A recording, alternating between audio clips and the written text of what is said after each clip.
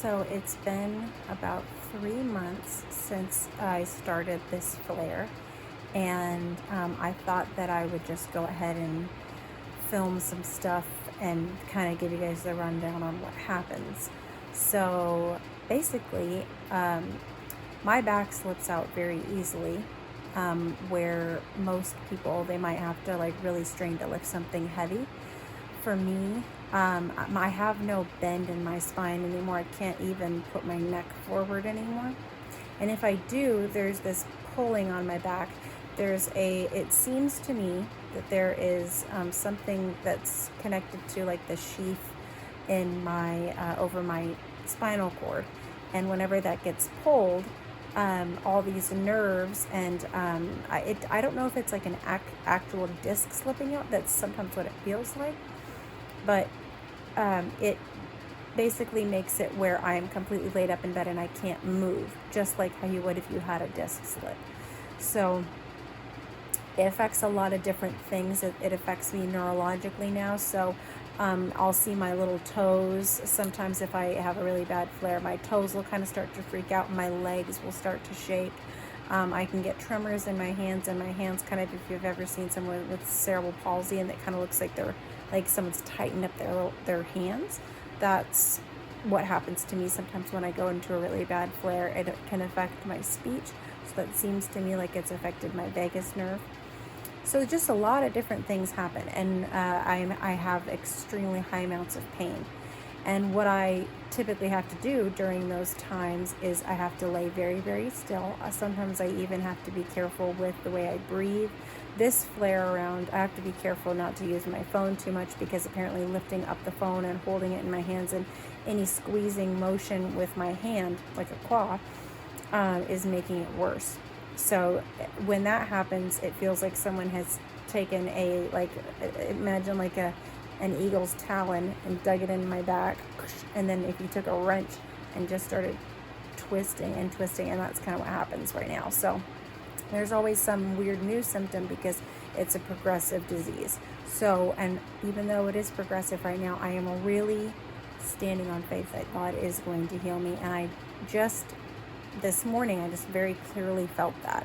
And then my devotional today was all about having faith, unlike the Israelites in the wilderness who wandered because they didn't have belief, they had unbelief. And I thought, well, I don't want to be unbelieving.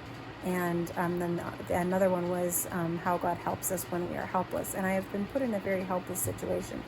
And it's not that I am not content, because I really am. I have a lot of contentment from the work. But if I am supposed to do other things, I don't want to just lay down here and take it, you know. But I'm going to try to kind of keep you guys updated on just how it is during my day. So I thought I would just let you know today kind of how things go. So I usually am in the dark because I'm just very tired and the light kind of wears on my eyes. So everything is dark, so I can't quite see my nice things around me, but I have like this really beautiful painting over here. Sometimes the sunlight is playful and peeks through the curtains when the windows blow, because I usually have the windows open for fresh air and stuff. And things around me are a little messy right now. Like, this is my pills, this is all my stuff. And I have not been able to get up to go to the bathroom. So I'm using diapers, and then we have like a bin back here that I just throw things in, and then my sisters have to come and grab that for me. So again, my phrase is hot diggity, I have no dignity. That's been my phrase for a while. I've only showered 3 times in the past 3 months. So that's a little scary. But again, I am very content. My spirit is content because I know that God is good, and I'm grateful for so many things. Like, so many people in my position end up homeless and end up dead because they don't have family that cares for them the way that mine does. If I was on my own, I would have lost my place by now, because I wouldn't have had enough money for rent.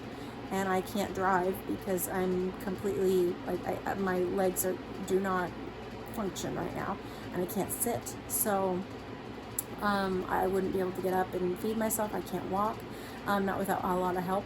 And at the beginning of this whole flare, I could not walk at all. Like, my legs literally would not work. Right now I can get myself to stand up without passing out or throwing up, but it's very difficult. So I am very thankful that I have a family that really loves me and that God has provided that for me. That's a huge, huge blessing. And then I have all these different pillow situations. So one of the things that's very tricky, and anybody who's experienced back pain knows this, that it's usually not a one time or one size fits all every situation. So sometimes I have to lay with a bunch of pillows leaned up against the wall like how I am right now, where I can't have any pillows under me and I can't be on my side and I can't totally be on my back, so I have to be kind of at this like diagonal angle, which I'm not sure if everybody can see. So I've got like a bunch of pillows over here, and then sometimes all of a sudden something will switch and now I need to be facing the other angle diagonally. And right now I've been facing the wall, which kind of makes me just a little bit depressed because of not being able to see people's faces when they come in.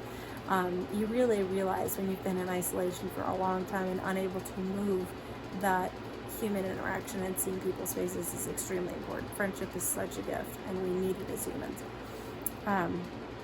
So this is kind of my lay down situation for the day today.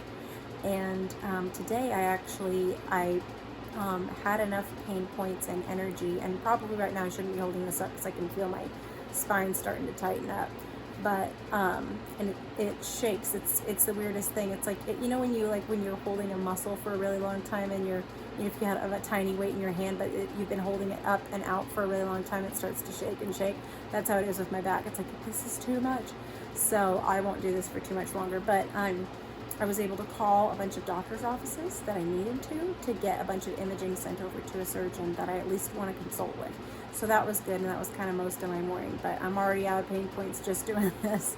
So anyway, but I wanted to share with you guys kind of what's going on, and hopefully I'll be able to give you a few more updates here and there. I really want to try to do it. It's just that sometimes even taking a simple video like this is too exhausting for me or too painful, which is crazy, but that's just how it is sometimes. So anyway, thanks for everybody who's been praying for me, praying for anybody who watches this.